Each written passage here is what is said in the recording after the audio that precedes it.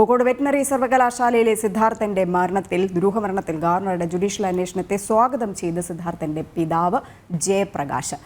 അന്വേഷണത്തിൽ കൂടുതൽ വിശ്വാസമുണ്ടെന്നും കുറ്റക്കാരെ പുറത്തു കൊണ്ടുവരാൻ കഴിയുമെന്നും പ്രതീക്ഷിക്കുന്നുണ്ടെന്നും ജയപ്രകാശ് ജനൻ ടിവിയോട് പറഞ്ഞു.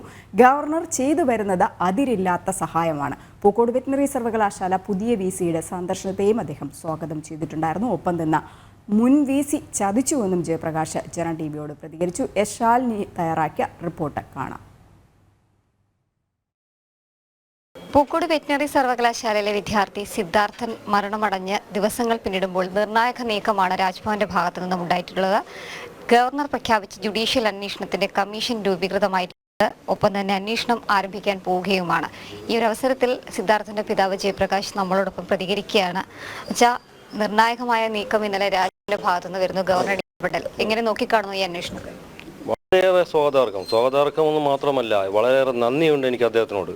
അതിന് ആദ്യത്തെ വിസിയെ സസ്പെൻഡ് ചെയ്ത സമയത്താണ് അദ്ദേഹം ഇങ്ങനെ ഒരു ജുഡീഷ്യൽ അന്വേഷണം വേണമെന്ന് ആവശ്യപ്പെട്ടത് അതിന് കത്ത് കൊടുക്കുന്നതല്ല. പക്ഷേ ഇത്ര പെട്ടെന്ന് തന്നെ അദ്ദേഹം ഇതിനെ ഫോളോ ചെയ്തിട്ട് ഒരു അന്വേഷണം കമ്മീഷനെ രൂപീകരിച്ചു. പെട്ടെന്ന് തന്നെ അതിൻ്റെ ഫണ്ടും കാര്യങ്ങളെല്ലാം നോക്കി എല്ലാ രീതിയിലും ഇത്ര പെട്ടെന്ന് വരുമെന്ന് ഞാൻ വിചാരിച്ചില്ല. സാധാരണ ഞാൻ കേൾക്കുന്നതൊക്കെ സർക്കാർ തന്നെ അല്ലെങ്കിൽ ജുഡീഷ്യൽ അന്വേഷണം പ്രഖ്യാപിച്ച് പിന്നെ മാസങ്ങൾക്ക് ശേഷമാണ് പാനൽ തന്നെ രൂപീകരിച്ച് വരുന്നത്. പിന്നെ സ്റ്റാർട്ട് ചെയ്യുമ്പോൾ വീണ്ടും സമയമെടുക്കും. പക്ഷേ ഇതെന്തുകൊണ്ടോ പ്രഖ്യാപിച്ച് ഒരു മാസത്തിനകത്ത് സാധനം അത് സംഭവം റെഡിയാക്കി കിട്ടി. വളരെയേറെ സ്വാഗതാർഹമാണ്. അദ്ദേഹത്തിൻ്റെ നീക്കം എന്ന് പറഞ്ഞാൽ വളരെ ബ്രില്യൻറ്റുമാണ്. അതുകൊണ്ടാണ് ഞാൻ പറഞ്ഞത് വളരെ ബ്രില്യൻ്റായിട്ട് അദ്ദേഹം നീങ്ങി. എനിക്ക് നന്ദിയുണ്ട് അതിന്. CBI അന്വേഷണത്തിനുള്ള നടപടികളും കേന്ദ്ര പേഴ്സണൽ മന്ത്രാലയം നടത്തുകയാണ്. അപ്പം അതിനെ എങ്ങനെയാണ് നോക്കിക്കാണുന്നത്? രണ്ട് അന്വേഷണങ്ങളും കൂടി നീതി ലഭിക്കും എന്ന് വിശ്വസിക്കുന്നുണ്ടോ? CBI അന്വേഷണം കൂടെ ഉടനെ ആരംഭിച്ചു. ഇതും കൂടെ പോയി കഴിഞ്ഞാൽ ഉടനെ തന്നെ നല്ല റിസൾട്ട് ഉണ്ടാകുമെന്ന് ഞാൻ പ്രതീക്ഷിക്കുന്നു. പക്ഷേ CBI അന്വേഷണത്തിൽ ഞാൻ അറിഞ്ഞതുപോലെ അവിടെ പേപ്പർ പ്രത്യേക ദൂതം വഴി കൊണ്ടുപോയി എന്നറിയുന്നു. അത് കഴിഞ്ഞിട്ട് അവർ കുറച്ച് പേരെ സസ്പെൻഡ് ചെയ്യുന്നു, ഇവിടെ സസ്പെൻഡ് ചെയ്യുന്നു, അവിടെ മൂവ്മെൻറ്റ് എടുക്കുന്നു. അതിനെക്കുറിച്ചൊന്നും എനിക്കറിയില്ല. അത് അവർ ആഭ്യന്തര കാര്യം തട്ടിക്കൂട്ട് പരിപാടിയാണ് ചെയ്യുന്നത്. പിന്നെ 17 ദിവസമായിട്ട് ഞാൻ കയറി ഇറങ്ങി നടക്കുക. അതിൻ്റെ പേപ്പർ എന്തായി എന്നുള്ള ആരും ഒന്നും മിണ്ടുന്നില്ല. ചോദിക്കുമ്പോൾ പറയുന്നു അവിടെ ചെന്ന് അന്വേഷിക്കാനാണ്, ഹോം ഡിപ്പാർട്ട്മെൻറ്റ് അന്വേഷിക്കുക. ഞാനെവിടെ ഹോം ഡിപ്പാർട്ട്മെൻറ്റ് അന്വേഷിക്കുന്നത്? എനിക്ക് അവിടെ പോയിട്ട് തിരക്കാൻ പോലും അറിയില്ല എങ്ങനെയാണ് ഇതിൻ്റെ കാര്യത്തെക്കുറിച്ച് ഇറക്കുന്നതെന്ന്. പക്ഷെ എന്തുകൊണ്ടോ അത് 2 ദിവസം മുമ്പ് അവിടെ ഭാഗത്തു നിന്ന് തന്നെ അവർ നീക്കം ഉണ്ടായി. ഈ 33 പേരെ സസ്പെൻഡ് ചെയ്ത് വലിയൊരു പാളിച്ച അവർ കാണിച്ചു. അതിലാണ് എനിക്ക് വീണ്ടും ഇറങ്ങണമെന്ന് തോന്നി.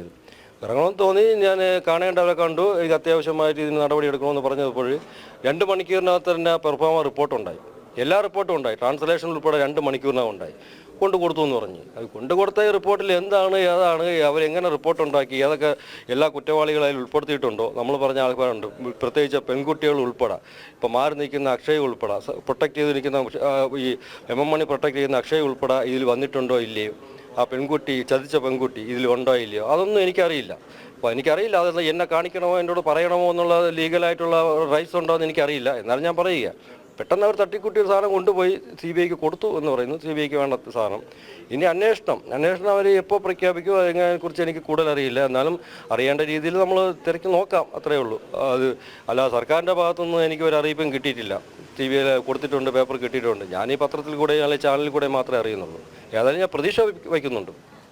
പൂക്കോട് വെറ്റിനറി സർവകലാശാല പുതിയ വിസി കൂടി ഇങ്ങോട്ടേക്ക് വരികയാണ്. വരവിനെ എങ്ങനെയാണ് കാണുന്നത്? ഞാൻ വരവിന് സ്വാഗതം ചെയ്യുന്നു. കാരണം അദ്ദേഹത്തിൻ്റെ ഭാഗത്തുനിന്ന് ഇനിയൊരു നല്ല നീക്കം ഉണ്ടാവുമെന്ന് ഞാൻ പ്രതീക്ഷിക്കുന്നു. സംശയിക്കുന്നു എന്ന് പറയാൻ പറ്റില്ല, പ്രതീക്ഷിക്കുന്നു. കാരണം സംശയം കാണും എന്ന് പറഞ്ഞാൽ ഈ രണ്ടാമത്തെ വിസി ഇവിടെ വന്നപ്പോഴേ നമുക്ക് വളരെ പോസിറ്റീവായിട്ടുള്ള ഒരു തന്നത്. സിദ്ധാർത്ഥൻ്റെ അമ്മയുടെ കൈ പിടിച്ച് പറഞ്ഞിട്ടാണ് പോയത്. ഞാനിത് ശരിയാക്കും, ഒരു കുഴപ്പമില്ല, നിങ്ങൾക്ക് ഇത് നമ്മളെ പൂർണ്ണമായി വിശ്വസിക്കാം, ആരെയും കുറ്റവാളികളെ രക്ഷപ്പെടുത്തില്ല, ഇപ്പോൾ സസ്പെൻസിലായിട്ടുള്ളവരെ ഇനിയും നമുക്ക് ചിലപ്പോൾ അന്വേഷിച്ച് സസ്പെൻഡ് ചെയ്യാം എന്നൊരു ഉറപ്പ് തന്നിട്ടാണ് പോയത്. ആ ഉറപ്പ് എല്ലാം ശരിയാക്കാമെന്ന് പറഞ്ഞാൽ അദ്ദേഹം ചെയ്തതെന്താ? പോയിട്ട് എല്ലാം ശരിയാക്കി കൊടുത്തു, എനിക്കെല്ലാം ശരിയാക്കി തന്നു.